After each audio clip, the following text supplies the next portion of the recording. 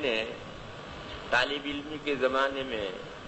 اپنے کسی استاد سے، نام نہیں یاد نہیں، اپنے کسی استاد سے یہ بات میں نے سنی کہ امت میں 4 آدمی ایسے گزرے ہیں کہ جو شخص ان کی کتابوں سے مزاولت رکھے گا، مزاولت کے معنی دلچسپی، تعلق، مطالعہ، پڑھنا، سمجھنا، مزاولت رکھے گا جو شخص ان 4 بزرگوں کی کتابوں سے، وہ اگر کتنا بھی غبی ہوگا تو ذہین ہو جائے گا،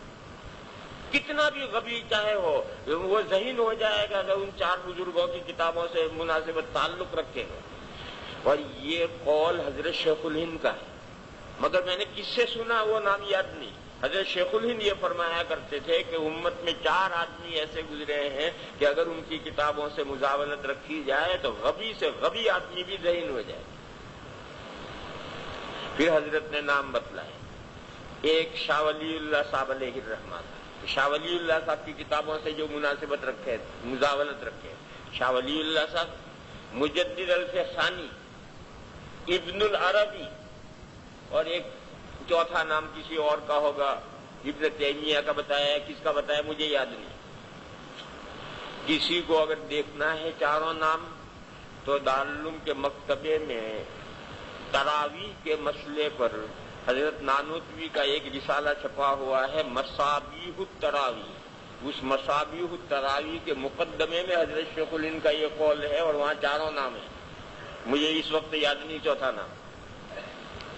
یہ بات ارشاد فرما کر کے حضرت شیخ الہند نے یہ فرمایا کہ 5ویں نام کا میں اضافہ کرتا ہوں۔ اس میں یوں بھی ہو سکتا ہے کہ حضرت شیخ الہند نے 3 نام بتائے کہ ان 3 آدمیوں کی کتابوں سے جو مزاولت رکھے گا، اور فرمایا کہ 4تھے نام کا میں اضافہ کرتا ہوں، یوں بھی ہو سکتا ہے، حوالہ دیا میں نے وہاں دیکھو۔ تو حضرت نے فرمایا میں 4تھے نام کا اضافہ کرتا ہوں، یا فرمایا میں 5ویں نام کا اضافہ کرتا ہوں، اور فرمایا کہ وہ ہیں حضرت الاستاد حضرت شیخ الہند۔ جب حضرت الاستاد کہتے تھے تو حضرت نانوتوی مراد ہوتے تھے۔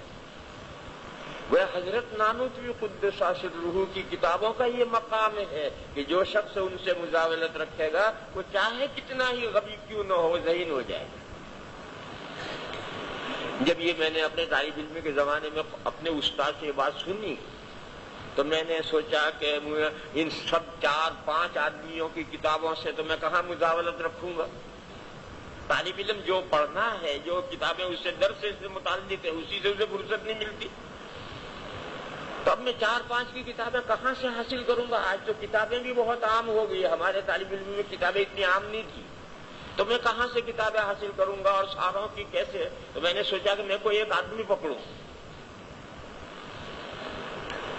تو میں نے اپنے سلسلے کے 2 آدمی پکڑے،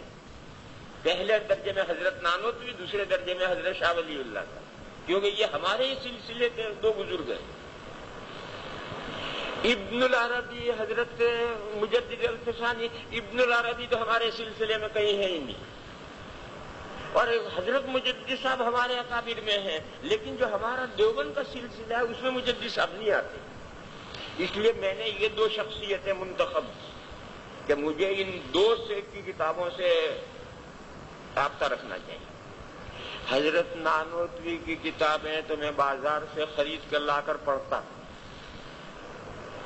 اور حضرت شاہ ولی اللہ صاحب علیہ الرحمہ کی حجت اللہ البالغہ مشکات والے سال میں نے حکیم الاسلام سے پڑھی،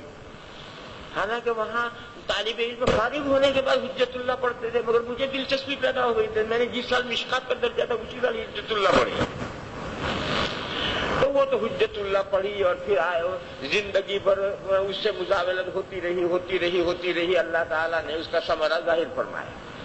حضرت نانوتوی کی جو کتابیں میں نے شروع کی تو سب سے پہلے مشکات والے سال میں یہی توفیق الکلام خرید کر لایا میں 6 پیسے میں، میرا نسخہ ہے اس پر لکھا ہوا ہے کہ 6 پیسے میں خریدی، یعنی 1.5 آنے میں وہ کتاب میں خرید کر لایا،